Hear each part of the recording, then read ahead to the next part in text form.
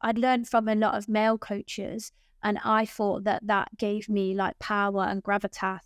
And I kind of, at one point I was told that because I couldn't shout very loud, I was probably going to have to use a whistle.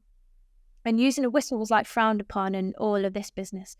I was just like, oh God, and that can really panic you if you forget, if you're taught to forget who you are as a person.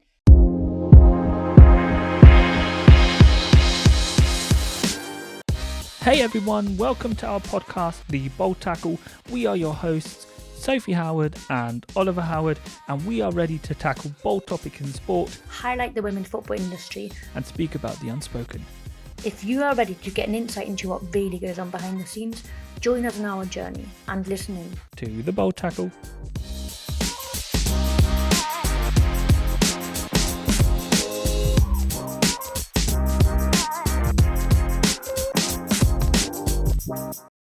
Hi and welcome back to a new episode of our podcast, The Bold Tackle. Hi Soph, lovely to have you back. Hi Ollie, it's been another week. Good to see you again. We've got a very special guest today, don't we?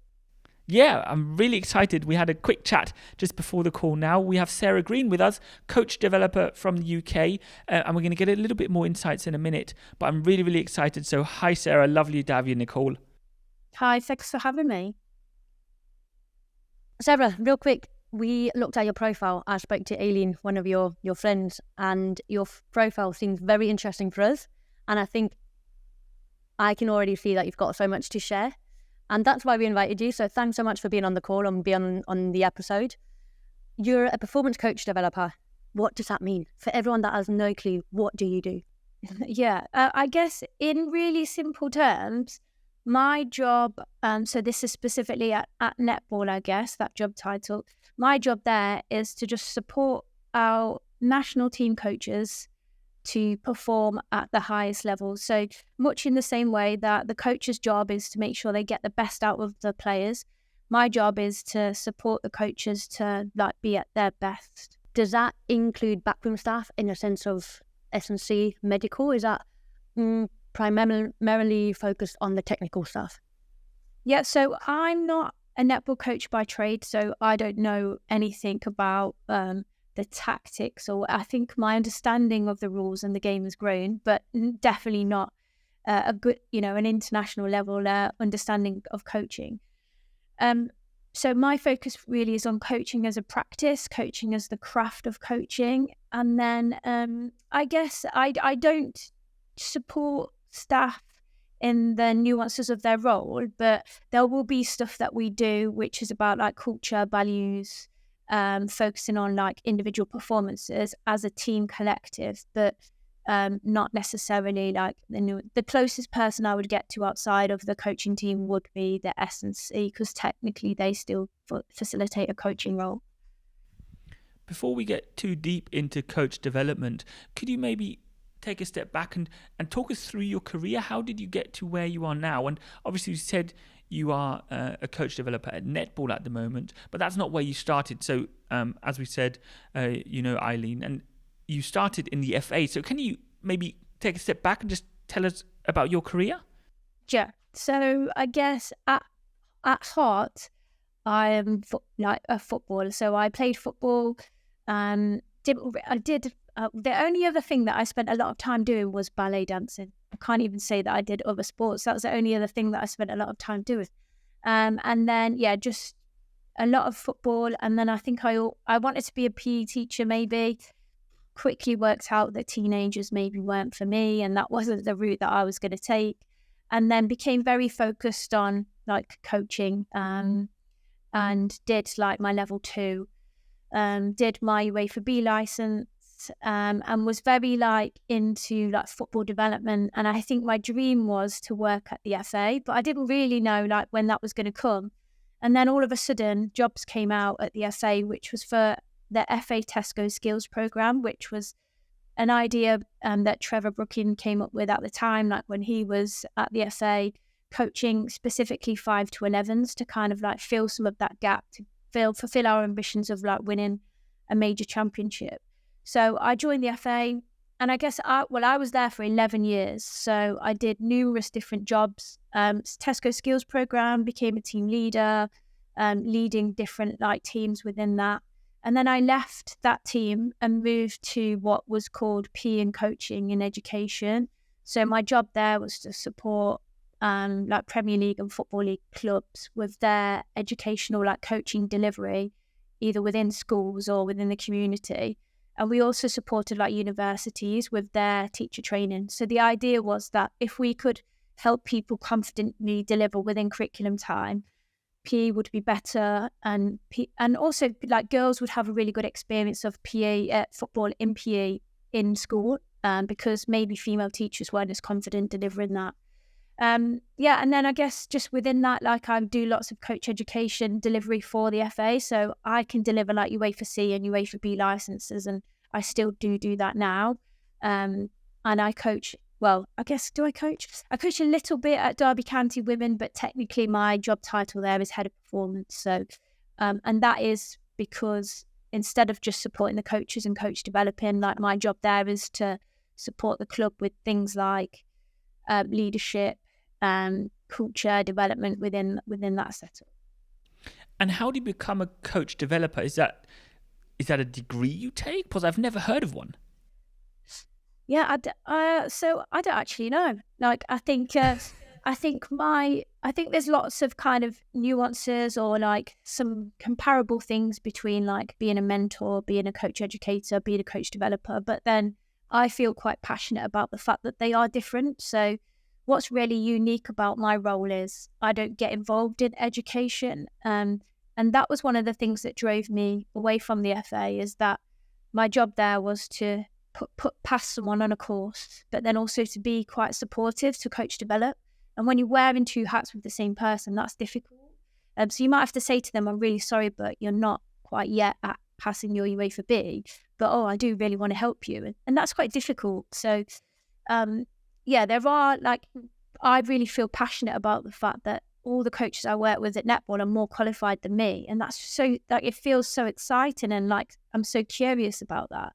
But actually the bits that I can help them with are the stuff that's just about coaching, because I've developed that from working in lots of different sports. So, but I am doing a master's in coach development. So there's a brand new master's that started at Leeds Beckett, because they recognised that there was a gap for kind of that. So yeah, I started that in September. So I am doing that now.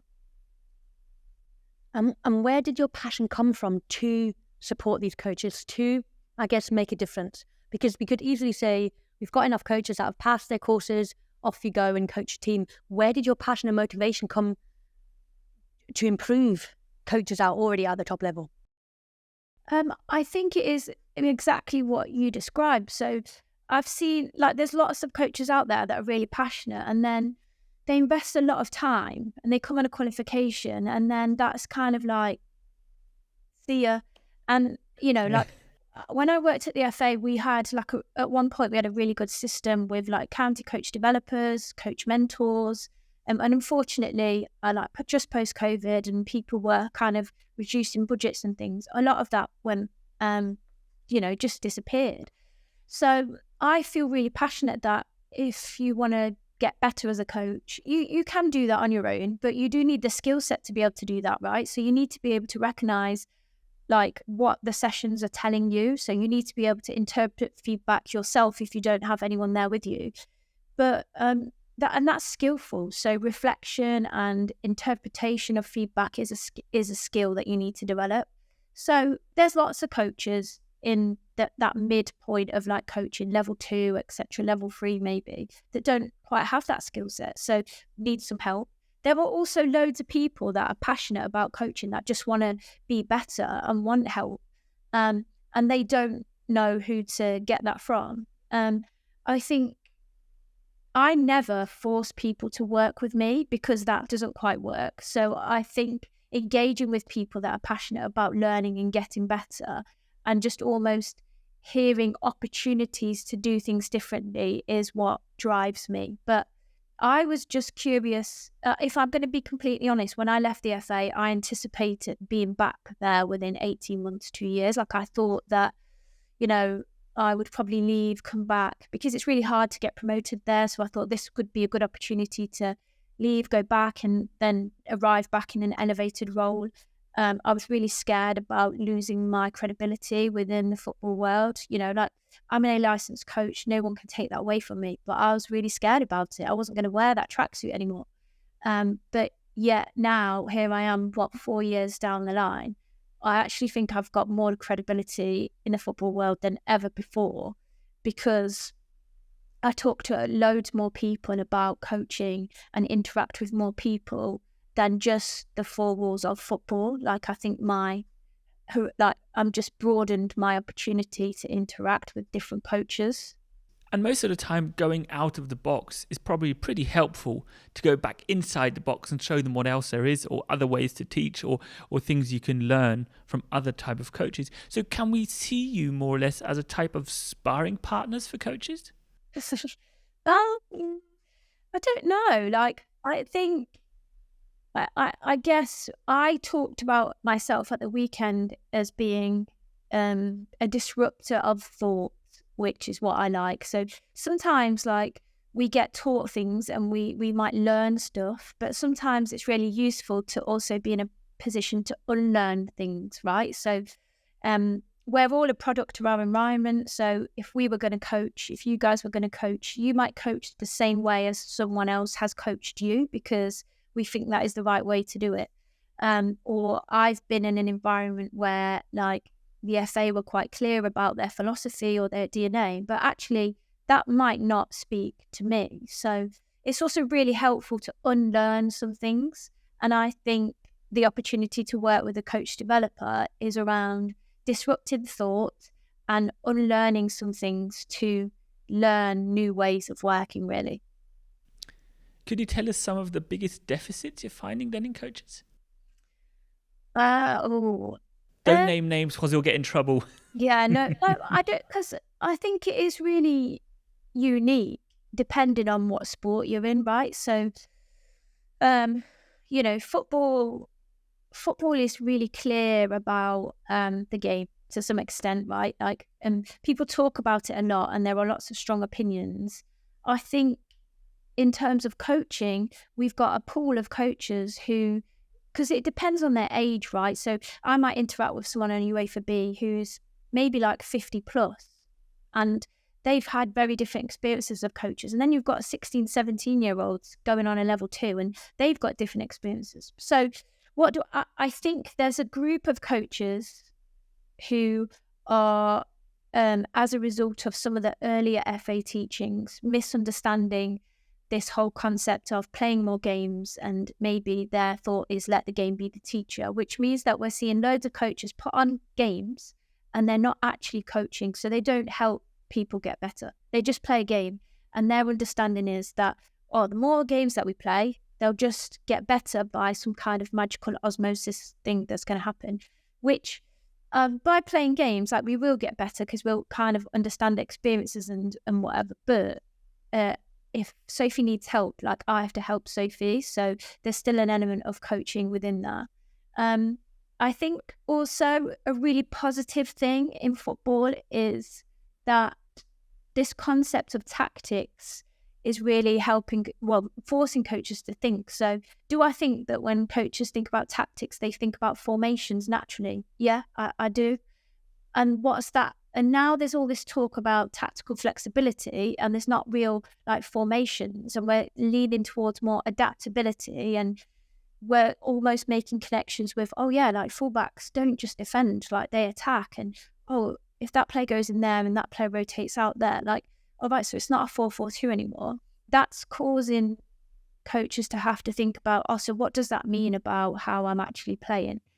That's as a result of just the modern game evolving. So the important thing there is that coach education keeps up with that, so that we educate coaches to understand what that means and how they would adapt.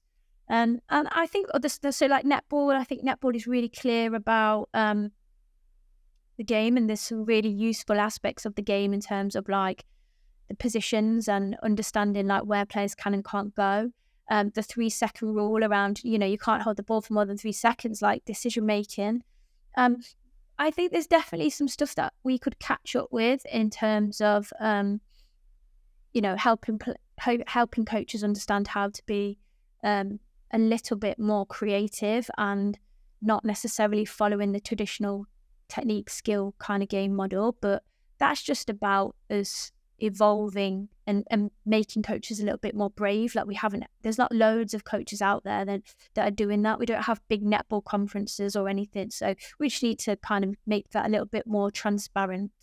But there are some really good concepts within netball around the way that we space mark or the way that we mark off the body that are actually really intriguing for like how you kind of face off against that, I often find that when I talk about netball, when I go to Derby, like it's really useful comparison. So, and the other way around, like I'm always trying to think, what would that mean for football? So what I'm understanding is basically how we could elevate coaches from both sports or many different sports is coming together and discussing concepts, discussing what's working for us and what can we share with you to develop not only as a football coach, not only as a netball coach, but coaches in sport in the UK or in the world. Do you think that could elevate a level of coaching we currently have? Yeah, and I 100%. And there are so many bits of that happening already. So it just probably feels like it's quite far away, or there might be grassroots coaches in their sport that are like, I don't know, how do I access that? So I definitely know that like England Rugby have a set of coach developers, British rowing, GB rowing have that too. And they're also being quite bold and brave in looking for coach developers to develop their coaches who are outside of their sport. So most of the time, I think it's about 50-50 that they look for. So they'll look for 50% that have got good rowing knowledge, and then they might take 50% that are kind of from a different sport but working at the equivalent level. Now, that's really bold and brave, and I think we're seeing lots more sports kind of explore that. They'll be project-based, which I think has an impact. So the ones at rowing at the moment, some guys that I know that are working on that, you've kind of got 6 opportunities to interact with a coach, which isn't a lot, but it's better than nothing. So it's almost like kickstarting coaches along. I think so. Communities of practice was like a buzzword a few years ago, where it was almost like, let's start a community of practice and get coaches together sharing, or like coffee catch-ups and stuff. And there are really good like examples of where coaches are doing that, but we also have to remember that predominantly coaches work in where most people play those sports are probably volunteers, so they've got an actual day job. So it's about how do we engage them, or how can we engage them in a way that's suitable for them, and I think being flexible with that. And then I think it's in other opportunities, it is about doing what you said and being brave. So if I work at a football academy or a netball club, am I actively looking for other sources of disruption, opportunities to get better outside of my sport in equal measure? So, I want to help coaches get better. We want to explore kind of like defensive strategies.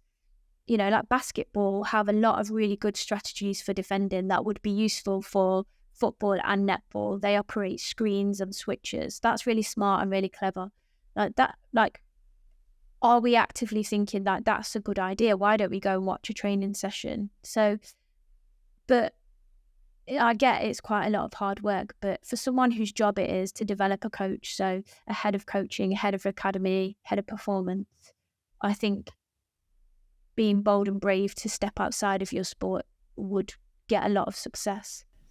And also it's very beneficial for the coaches themselves, because you need to always have this edge. I think you saw a lot of changes in modern style of coaching and modern style of tactics over the last couple of years and how it's evolved. And a lot of these tactics came from different types of sports, and you needed to have this edge to be first or second or third or the top half of the Premier League, for example. So, and I think you've seen that in a couple of clubs that they've even on the men's professional side, that they've got other type of coaches in, and it just gave them this extra 1% to be this little bit better.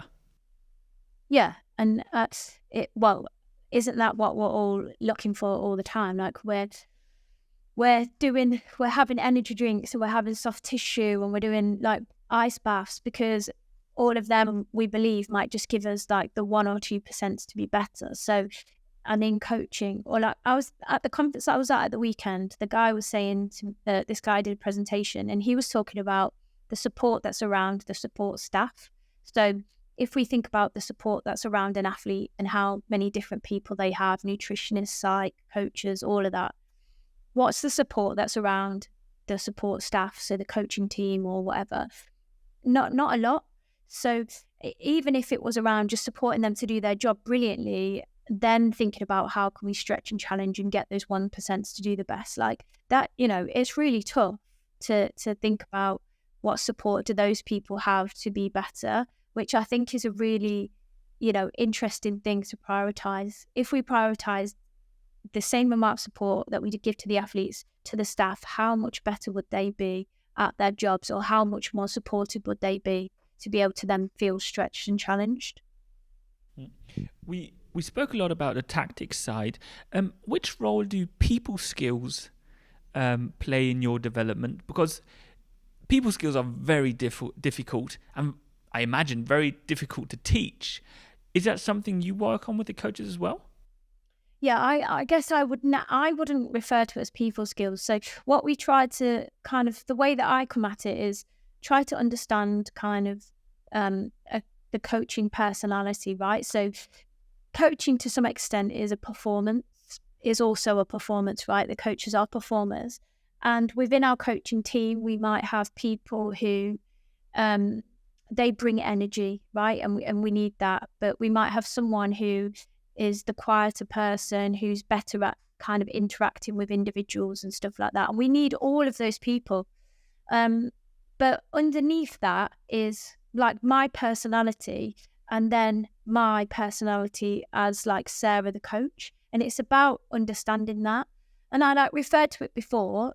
I definitely know when I was learning how to coach, I was copying things that I believed was the right thing to do because, and I can say this now, particularly I think within my delivery, I was a little bit more blunt, a little bit more kind of direct, because I'd learned from a lot of male coaches and I thought that gave me like power and gravitas. And I kind of, at one point I was told that because I couldn't shout very loud, I was probably going to have to use a whistle. And using a whistle was like frowned upon and all of this business. I was just like, oh God, and that can really panic you if you're taught to forget who you are as a person. So I guess what I try to do is understand each coach individually, elevate the parts of their personality that are really useful for us in this coaching setting, whilst also not for, if they're not a loud person, like, and they're not going to be like bouncing off the walls with energy, like that's okay. But if the players need that at one point, where will they get that from? So they might get that from a different coach, so we're working in a coaching team here. So I think it's just understanding the coaching personality. And then, do we focus in on language and the way that something sounds, the way that landed? But it's not about perfection. Like, it's no different from you go into the shop and buying a drink and maybe the lady on the counter being really abrupt with you because she's having a bad day. Like, but the next customer, she's thought about that and gone, oh, do you know what? I'm going to be a bit nicer. Like, there's no perfect session here, that no one's going to have like perfect behavior. We're just trying to understand self better and bring the right version that we need for that day, that session. But there's two different views there, isn't there? Because on the one hand, you have bettering yourself as a coach. On the other hand, you obviously need to interact differently with each player, because one player will be able to handle feedback and criticism, and the other one will be more introverted and won't. So even if you know how you as a coach yourself are or want to behave, you always have to also look at the player you're dealing with, right? Yeah, and part of that actually is maybe like just articulating like your style. So Alien and I will talk about this all the time, just, her maybe having a perspective as a player and me having a perspective as the coach. So how does she want to be communicated to? And mine's like, well, what's the reality for the coach really? And I think the biggest bit that we forget about is the gap. So if I'm really clear with the players about the way that I want to work and the bits of stuff that I think are important, so how I communicate feedback, how I communicate like starting 11s, all of that kind of stuff, then we can't really go too wrong if everybody knows how we like to work and what that communication might look like. I just think it's really difficult to expect things from people that aren't reasonable. So if the players want something but it goes against your values, like I don't think you should have to compromise. I just think that we can be sure about the expectation of each other and how that might make us feel. And there's always like a shift and a balance. So if we're leading into a competition and the players are like, we really want to do this session, and our preference would be that we get some feedback about that, but it makes me feel uncomfortable. But I think I could compromise. I might be prepared to do that. If they want the starting 7 24 hours before we usually get it, but that doesn't fall in line with like my schedule and the time I've got to reflect and digest stuff, then I might be like, well, no, because we always agreed there was this. So it's always swings and compromises. But if we're clear about our expectations and with our communication and honest, when we get it wrong, especially when we get it wrong, then that really helps. We obviously speak a lot about women's football on this podcast, and we've seen a huge development in all parts of the game of women's football over the last couple of years and months even. Is there also been a big development in coaching women and how to approach that? Yeah, 100%. I think I've definitely seen that evolve. So I started my coaching journey where there wasn't really a lot of focus on female coaches and doing things differently or kind of like making, courses available just for females or anything like that. And so I think there was a recognition that maybe we were missing out on a lot of coaches who wanted to kind of have some understanding of their environment. I don't know if we got it quite right at that time. I think actually what we were searching for was an appreciation of the women's game and helping coaches reflect on that, helping them understand that they were coaching maybe in a different context. Whereas actually what we did do was we tried to explore kind of teaching female coaches completely differently, and almost searching for something that was like, well, they'll just want to, if we do a female only course, they'll just want to, talk about kind of Kelly Smith, or we'll just focus on this, or we'll need to make sure that, there's cups of teas fresh because they love to natter. Do you know what I mean? It fitted all those other stereotypes that was actually not true. And then I think we started to kind of evolve past that. And I think, I think they definitely increased the amount of females that stepped forward into that space? I definitely do. I definitely do think it served that. But I think the women's game is at a very different point now where there still probably needs to be a place for female only like level 1s or activator type courses that might be like a mom who's never played football before, but she wants to help her son or daughter's team out. I think there is a place for that because she might feel safe in that space. But I also think, like, if I feel really confident, like, I should have the choice about what that looks like and for my coaching journey. And I think just going on a coaching course now, like, it should just be, I think context is important. So I know netball, in my world, we are driving things more from a context specific. So if you're a teacher and you want to learn more about netball, you're going to go on a course that looks like this. If you're a coach working in the grassroots game, here you go. If you're a performance coach, here you go. I think football can also, well, they do have that. So they have teacher courses. Bam, here you go. But I think if you work in the female game, here you go, which is for men and women. And I probably think that is the right thing to do. I think that is is a space where at least everybody shares a context. But I think there has to be, alongside the coach education, opportunities for coaches to develop, for us to fill some gaps in the WSL, in the championship, for get more female coaches. Yeah, like when I reflect on the number of female coaches working across those two leagues, it does feel a bit disappointing that there aren't more.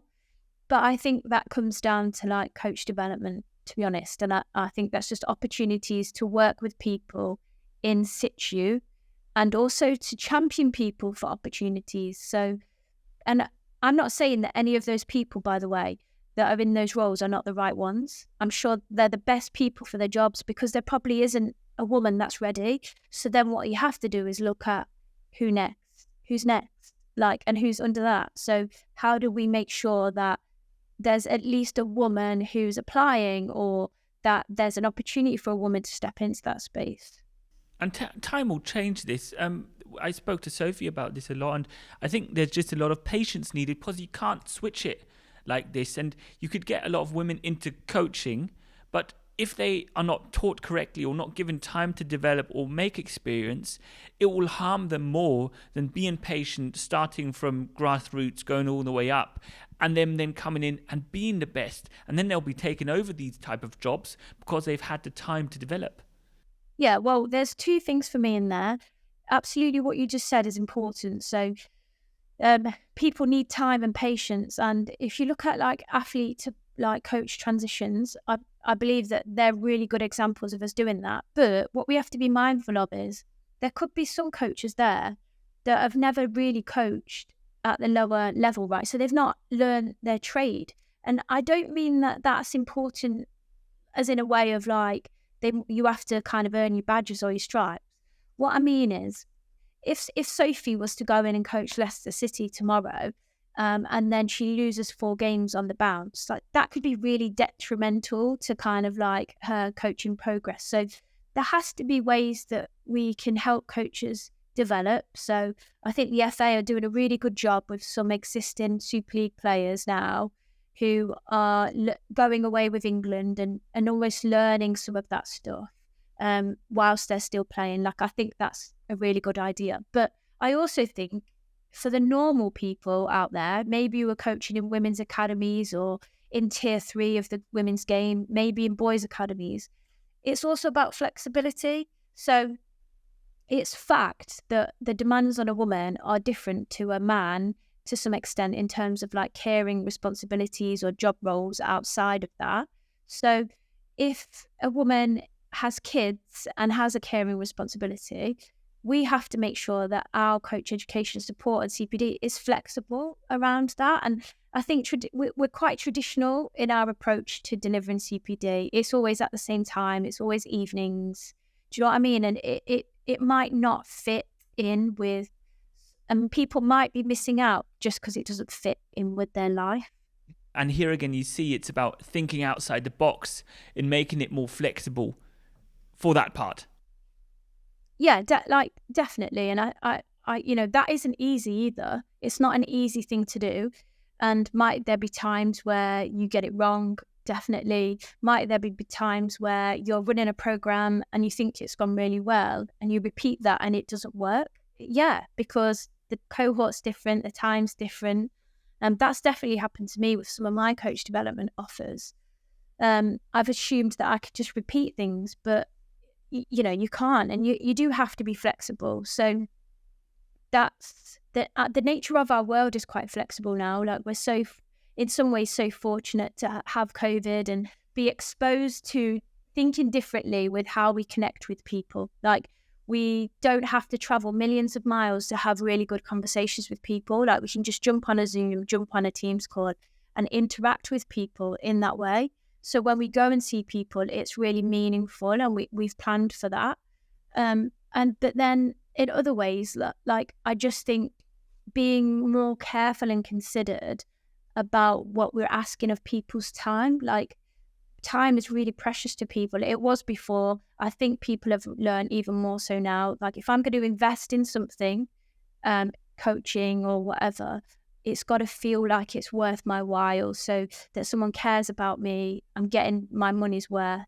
Like, it's an investment in their future. And so we have to treat that with equal care and attention, like, to help them be better. So Ollie and I spoke a lot about leadership in the last episode, and in the end, what we said, there's so many different types, but in the end, it comes down to the values, and carrying over from captains in football, leaders in sport, leaders in life. Your job as well, for me, it's about one another getting better. We work off one another. We care for one another. And in the end, it's about this human interaction to get the best out of one another. Yeah. And, well, like, we play sport because, well, team sports, we play team sports, right? And people say, oh, you know, like, we want to win, I'm competitive. And, like, we do. Like, yes, we do. But the reason that people play team sports is because they enjoy being part of a team. And, like, so I'm not I play netball a little bit now in, like, a rec league or whatever. But I love my job because even though I'm the only one doing it, I'm still part of that performance team. So with the coaches, with the S&C, with the physios and whatever, like, I'm part of a team that contributes to the team's performance. And I love being part of a team. And I understand that my actions have an impact on someone else's actions. And that's essentially what it is. It's about where we're understanding, like, our behavior and the impact that it has on performance. And once we start to understand that, and the thing about it, I guess if I could share one thing about my work, is that people would misunderstand that my job as a coach developer is to help with the X's and the O's and the tactical part of it. And actually, like, the coaches that I work with are so bold in the fact that actually what I'm doing is everything else beyond that. Like, imagine having someone standing over your shoulder, like, all the time and really supporting you to kind of do the best job that you can, or asking you to reflect on your interactions with people. Like, that is equally challenging and really supportive to, like, be the best person that you can all of the time. Like, and I think that's really special, to be in a place where someone's championing you to be the best that you can. And I wish that there was more opportunities for that to happen. And in pro clubs, like boys' academies, you would see that. Like, you would see some people take on a head of coaching role with elements of coach development within that. Where it's hard is where people get it tied up in line management as well. So I'm there to support Ollie, but I'm also Ollie's line manager. That brings challenges with that. But it literally, when we get it right, it's about making sure that people can perform at their best. That's a lovely final message, Paul. I think we've also now reached the end of the podcast, but I can imagine that there's so many more questions that you could ask and continue this conversation. But it's been really, really great to get all these insights, to learn the difference between education and development, and to see what actually happens behind the scenes and how everything is developing outside the box and inside the box. So thank you very, very much for all the insights, and thank you for your time, Sarah. It's been really lovely and amazing to hear all of these insights. No, thank you for the chat. It's always nice to chat, coaches. So thank you for inviting me. Yeah, I can only agree. Thanks so much, Sarah, for coming on, sharing all your insight. We always speak about wanting to shed light a bit and get some behind the scenes insight. So thanks so much for that. It's probably a different perspective that Ollie and I can't provide. So thanks so much. And hopefully we'll get you on again soon to get some more insight from you. Thanks so much, Sarah. So thank you very much for everyone else listening in, and we'll see you again next week. Bye-bye.